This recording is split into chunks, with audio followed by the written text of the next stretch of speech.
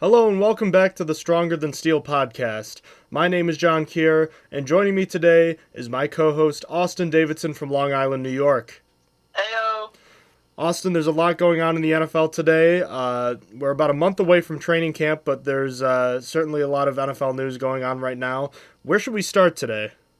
We're going to start with Derek Carr's 5-year extension that he just got. It's a $125 million contract extension with $40 million guaranteed, which makes him the NFL's highest paid player. What do you think about that?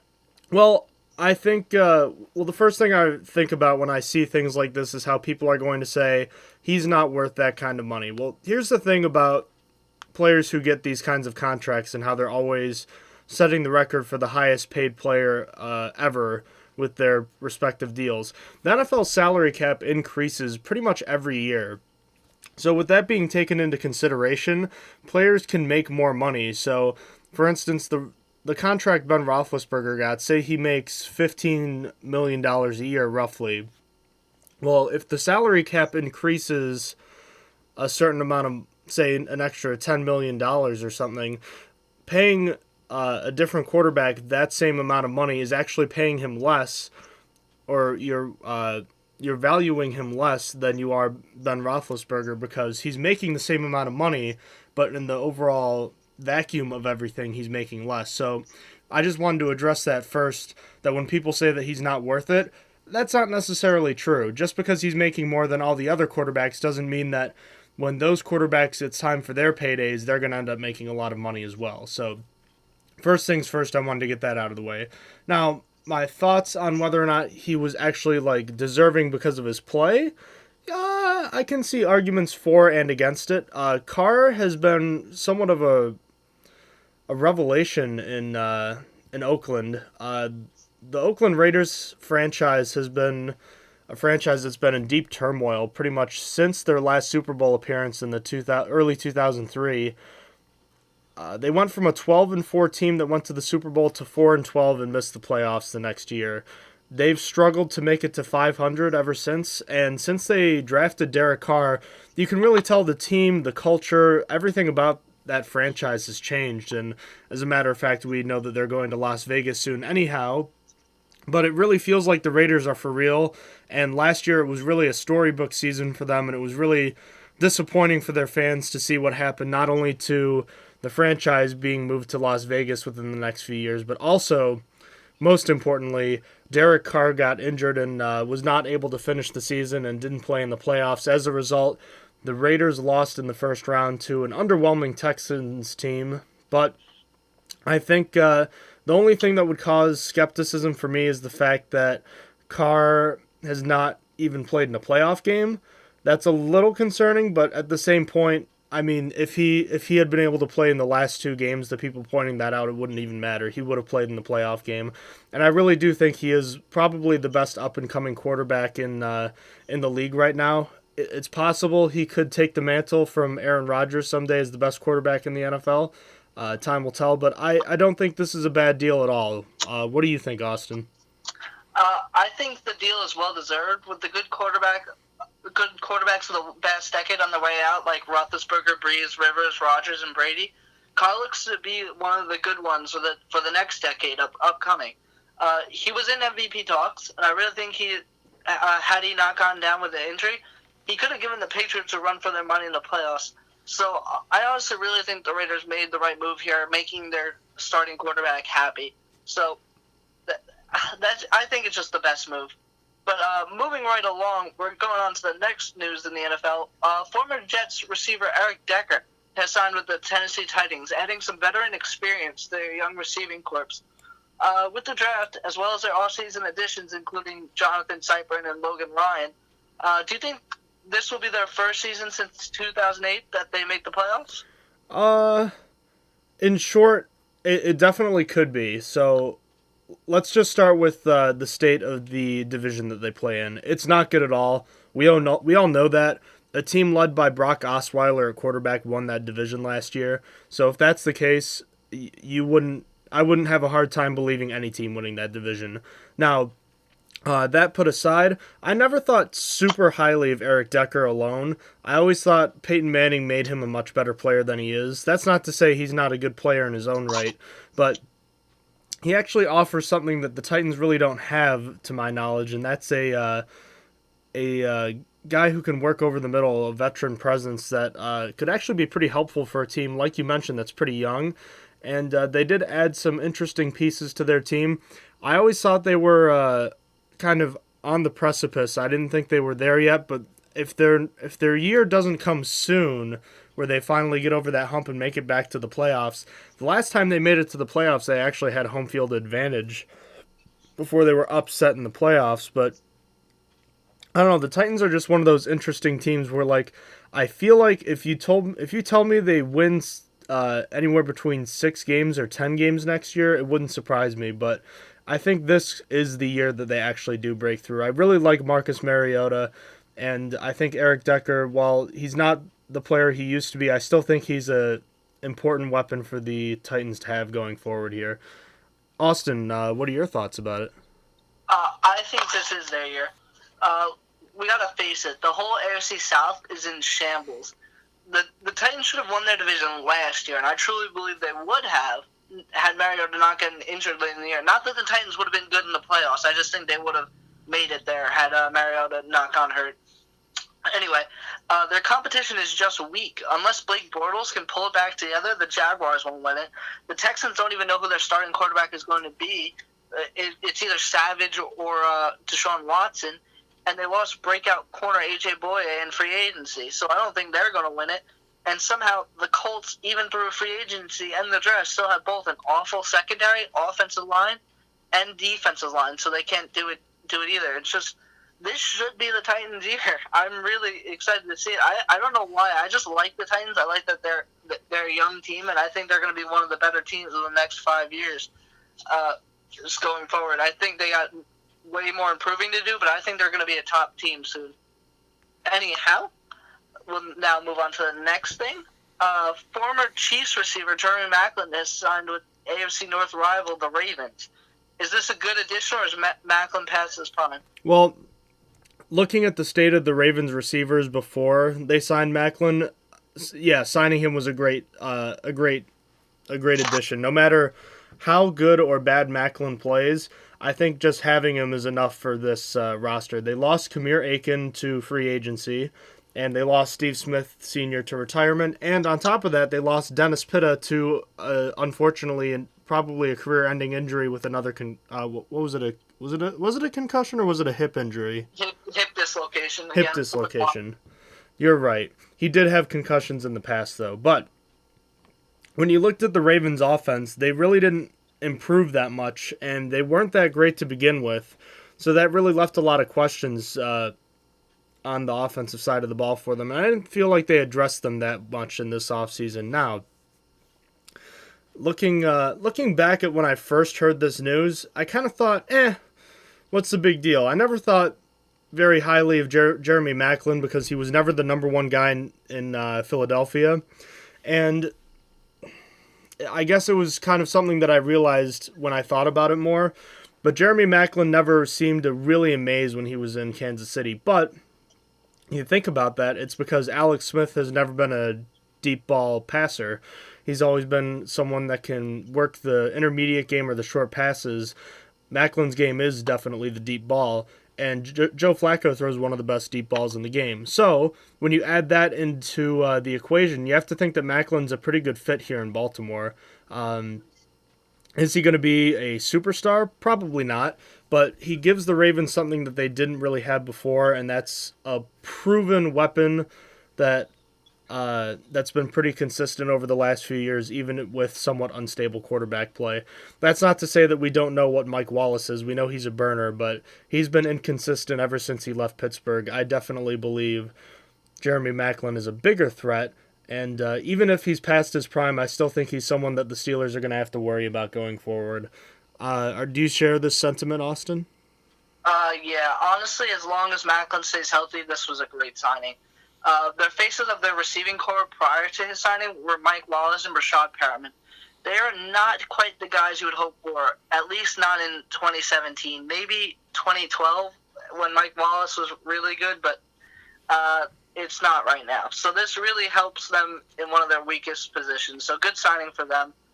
All in all, they needed it. If they didn't do this, they were going into the season with probably the weakest offense in the NFL. Pretty close, probably close to the Rams or Chicago Bears.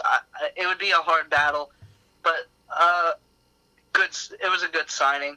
So moving along, we'll go to the Patriots. The Patriots signed former Jets inside linebacker David Harris to a 2-year contract, continuing to make the 2017 Patriots look like an unstoppable force. Are there any teams standing in the way for the Patriots to become back-to-back Super Bowl winners?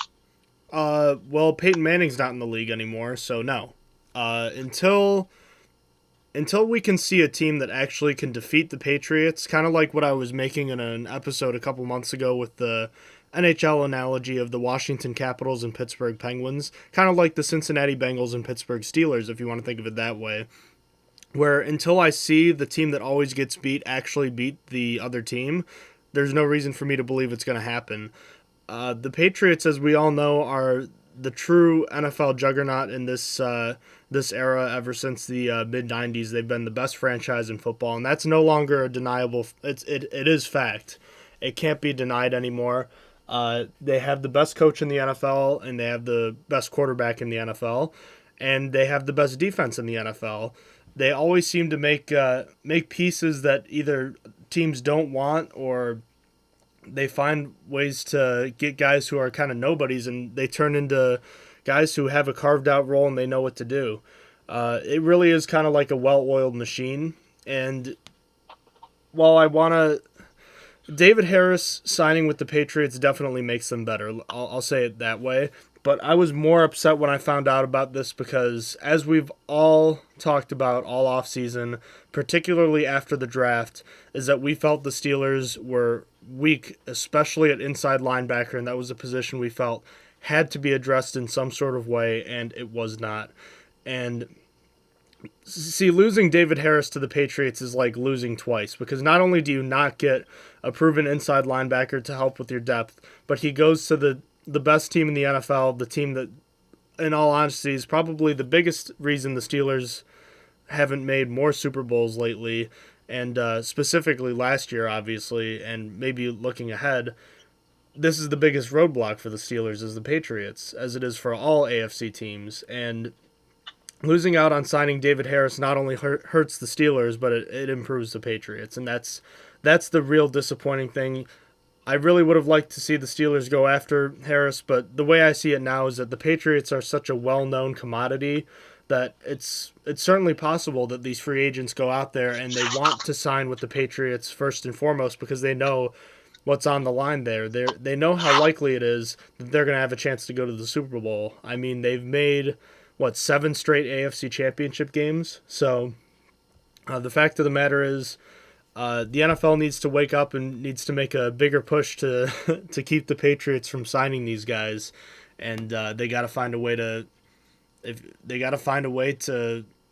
beat them. Which I guess it's a lot easier said than done, but boy, it really does seem tough for the Patriots to. It seems like they're gonna end up going back to the Super Bowl. Now it's still very early, but it just kind of has that feel like they got better than they were last year, and they were already amazing last year. I don't know. It just makes me sick, Austin. That's what I think. I really don't think there's not a team that can do it. I'm beginning to think not, at least. It's as the off season has gone on, it's just gotten worse, and a lot of it can be caught in these podcasts. A lot of the players I like, or I have said I've liked from other teams, the Patriots seem to take. Starting small, the one Browns player I saw a lot of potential in, I think I said it on a podcast, was Andrew Hawkins, and the Patriots took him. I have always liked Dwayne Allen, and the Patriots traded for him. Brandon Cooks has always been one of my favorite players off the Steelers to watch. Patriots trade for him. Then, during the draft, I know for a fact I have a tweet out there or something. It's a third round, and Derek Rivers is still there for the Steelers pick. They don't take him, and where does he go 2 picks later? The Patriots.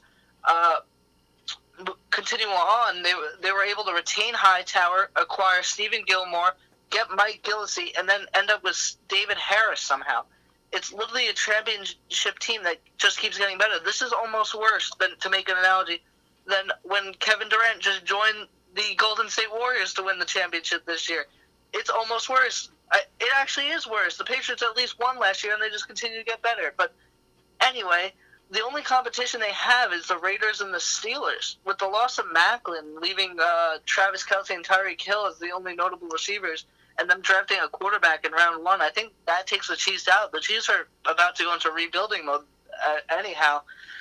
I don't even really know if the Raiders can handle the Patriots with their weak secondary, but assuming Derek Carr isn't injured week 11, that Patriots versus Raiders game should be telling to see if the Raiders can hang on, and it should be a really good game. I'm actually really excited for it. But as for the Steelers, the only addition they really made to get over the Patriots was not even really an addition. It's just the return of Martavis Bryant.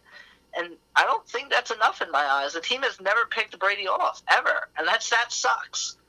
Maybe TJ Watt will be the first, so that's really wishful thinking. So really, it's up to the Raiders. And we don't really know. We haven't gotten to see this new superpowered Raiders that just kind of appeared out of nowhere against the Patriots, at least not full-fledged. So it's just sad. It's really sad to think that this team is just going to go back-to-back, and they look unstoppable. I don't even think there's anyone in the NFC that could take them down in the Super Bowl. Well, anyway, shout out to the rest of the AFC East for continuing to be a doormat for the better part of this century.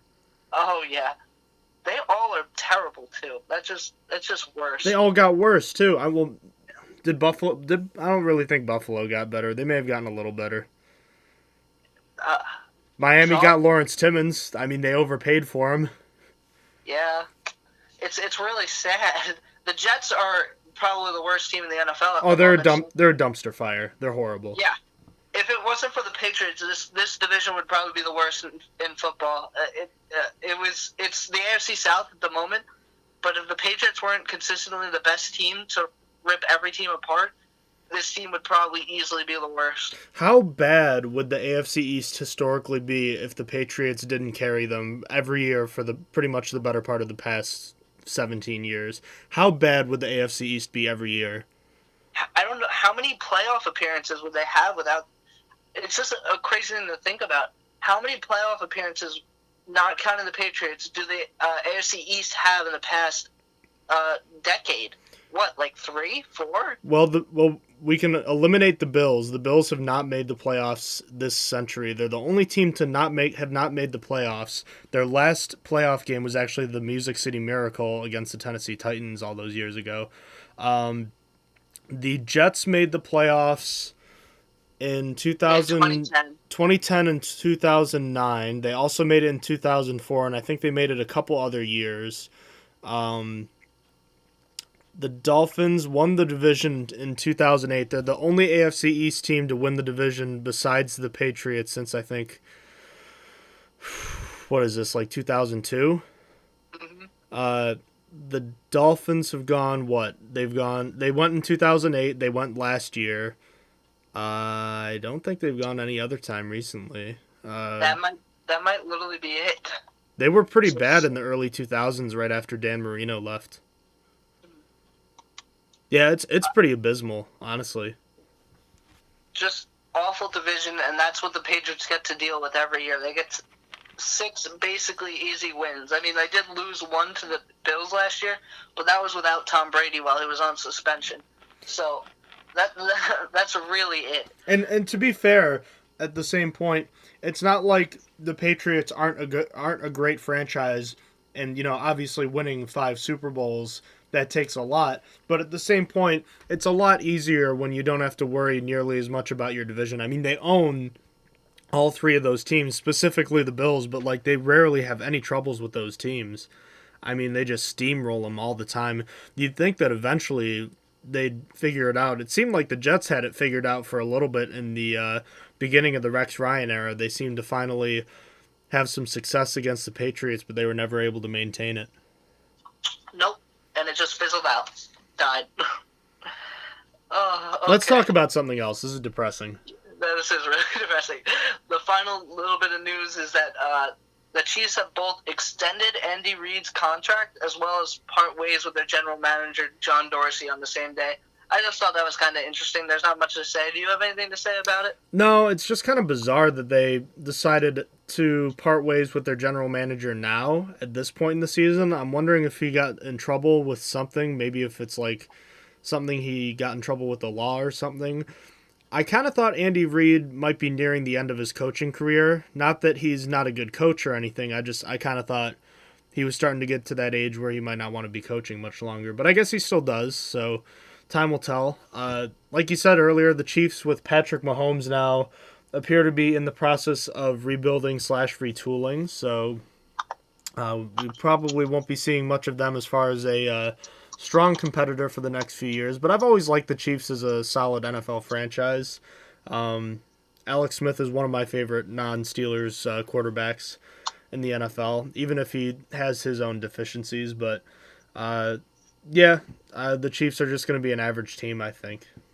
Yeah, they're about head in that way. So let's move on to some Steelers news.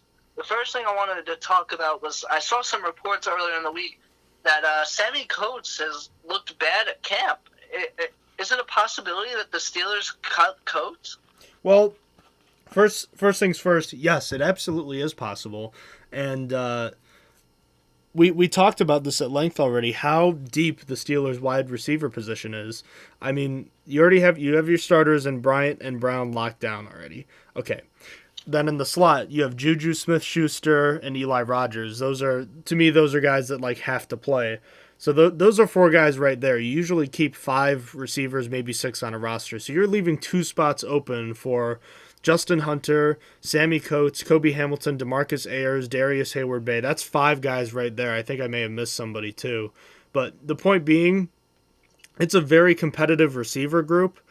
And, just a little smallest bit of separation could be all you need. I don't think that what happened in minicamp of Coates did look bad. I don't think that's going to make the decision for his roster spot being taken. I don't think that's going to be decided right now. I think that's going to have to wait till training camp. But to answer your question in full, yeah, there's definitely a chance he gets cut. I want to see him succeed. I've always been kind of a defender of his, but it's time to put up or shut up. And I know he had those 2 broken fingers, so I want to think that he's going to be able to turn it around. But he's out of time. It's time to prove it. So that's all I have to say. All right. So I think so too. I think he's going into his 3rd season, and that this is already a crowded room, as you quite said. If he's really performing poorly, if this continues into training camp, it's. I won't be surprised if he gets cut in favor of someone who could provide more help, like Justin Hunter or Darius Hayward-Bay. I've already said it on multiple times. Justin Hunter and Sammy Coates are basically the same player with a different name. All they do is run straight forward and kind of hope. So, I mean, it really isn't a big difference. I really wouldn't really see much change if Sammy Coates got cut in favor of Justin Hunter. At least we know what we're getting with Justin Hunter and don't have high hopes. At least I don't. So that's all my thoughts on that. But so not my final point. There's one more after this. Even though the franchise tag deadline was extended 2 days to July 17th, that's still less than a month away now. With that being said, it seems as though reports of contract talks haven't come up at all recently between the Steelers and Bell. Is this a cause for concern? Yes and no. I guess that's cheating a little bit, but I don't really think the Steelers are too overly concerned about it. The Steelers always are kind of shrewd when they're discussing their contract negotiations. You don't need to re-sign Bell now. Of course, we'd love to see him re-sign, but the Steelers could ultimately slap the franchise tag on him again next year, and I hope that that's not the case. I hope they're able to get something done, but it's starting to look, with each passing day, it's looking more and more like they're not going to be able to get a deal done. And like I said, it's not the end of the world if they don't get this deal done. But of course, we want to see them get done. But I think the Steelers have bigger priorities set on Villanueva and Ross Cockrell at the moment.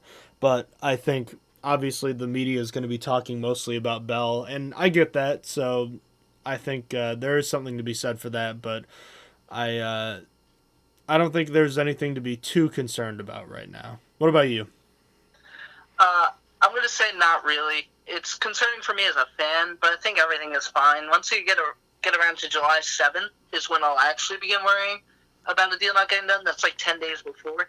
But I think this is normal business practice to wait about this long, which is about close to the deadline. So not surprising. Well, Now, here's the other thing, if I may interject here. sure. It's been documented that oftentimes deals get done when training camp starts. Like when training camp starts, deals tend to get done faster. Um, there might not be enough time since training camp starts about a week before the deadline, but generally when in the off season the players aren't meeting with the team as often. But now, if he's going to training camp, he'll be meeting with the team every day, and it'll probably be easier to open up a dialogue when you're seeing each other every day. So I just wanted to point that out. That's assuming he doesn't hold out. That's true. Mike Wallace did that in 2012, so obviously a deal did not end up getting done. So that's very possible too. But assuming he goes to camp, that was what I was trying to get across. Yeah, I gotcha. All right. We got a few more tidbits of Steelers news. The first one is free agent cornerback Justin Gilbert, formerly on the Steelers, has been suspended for a year, probably ending his NFL career. There's not really much to say about it. He was just kind of a player the Steelers traded for just to have some depth.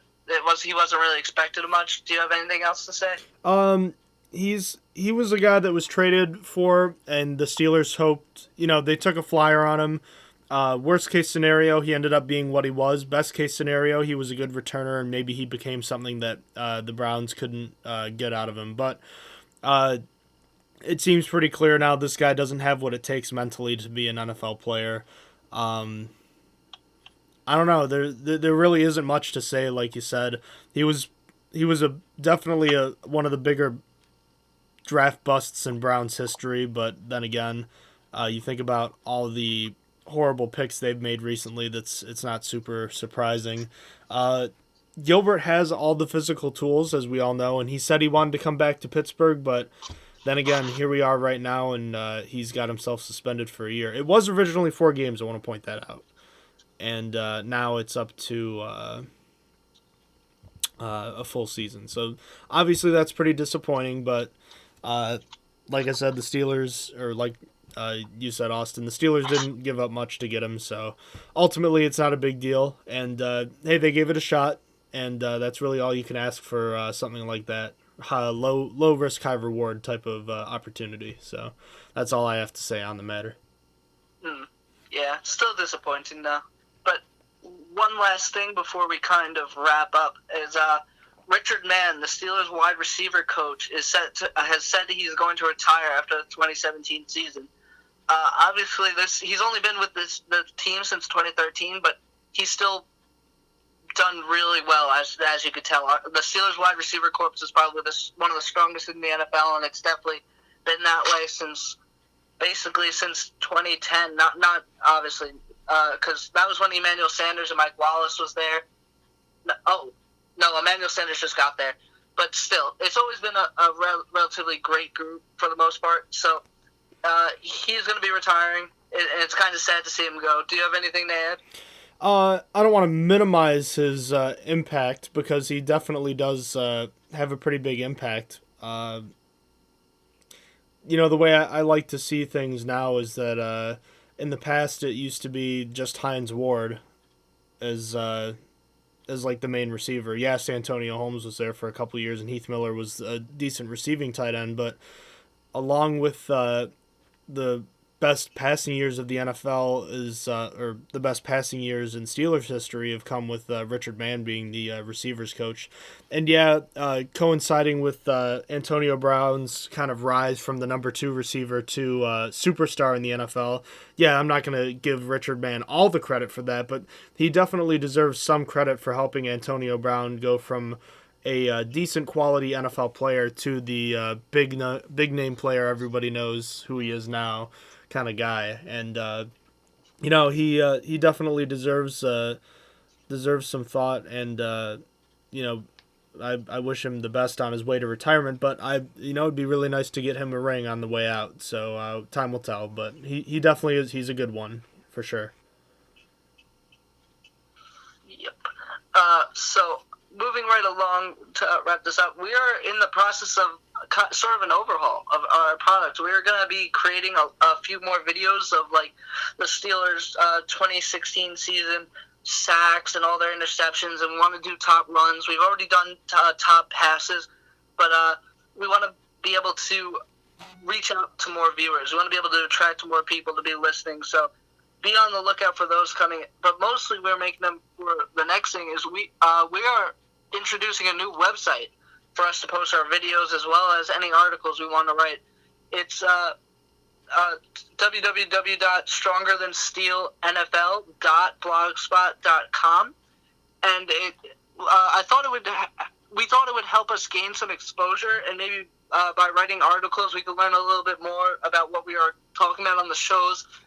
At the very least, it's something new to try, and we wanted to do it for viewers, So we will be active on that, or we will start to get active as the season gets closer. And then also the Instagram has been created, and it's been... You want me to talk about that? Go for it. Okay. So for those of you who know me, I'm a big fan of all Pittsburgh teams, and the Pittsburgh Penguins just recently won the Stanley Cup for the second year in a row. I have followed an Instagram page that's basically a fan account that basically posts more pictures and news than the actual team Instagram page does. And I thought that was very interesting.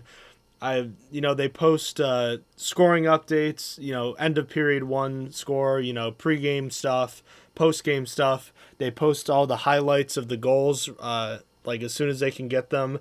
And I thought that would be kind of a good idea. This page gets a lot of followers, especially through the playoff run. And I thought this would be a good way to, like we said, get some more people interested into what we're doing. And, it's, of course we'd like people to listen, but at the end of the day, we want to be able to interact with our followers. And I think this would be a more engaging way of doing it. And on top of that, it's just another way to link what we have to offer with Steeler Nation. And I think that would be something cool to try, and working with pictures is kind of cool, I guess. So go ahead and give that a follow if you want. At Stronger Than Steel Podcast. We just got it started up. I had a little. I posted a picture every day of every Steelers draft pick, and I've been posting a little news on it too. So that's where we are right now. Is there anything else you wanted to say, Austin, before we wrap things up tonight? No, I think we're good. Alrighty. So, if you have any questions about the show or where we're headed with our new website, or you want to just give us some feedback about the show, email us at strongerthansteelpodcast@gmail.com. Check out our episodes on SoundCloud and YouTube under the same name, Stronger Than Steel Podcast. My apologies. Check us out on social media. We're on Facebook at Stronger Than Steel Podcast. First letter of every word is capitalized. Check us out on Twitter for updates on our episodes and Steelers news. Stronger_Steel is our handle. And on Instagram, as I just said, at Stronger Than Steel Podcast. Check that out, and we already mentioned our URL. So we definitely, we're pretty excited about where things are going. As we approach our first full year, but I think, Austin, we call it season 2. I think it's fair enough we can call it year 2, especially since the Steelers went deep in the playoffs. It was kind of like we almost had a full season. Now that we're approaching our second season at the helm here, I think it'd be cool to kind of get a little more in depth, because I know we really enjoyed what we did last year, but I think that with a little more work, we can see some more people interacting with us for the second year in a row. Oh, no doubt.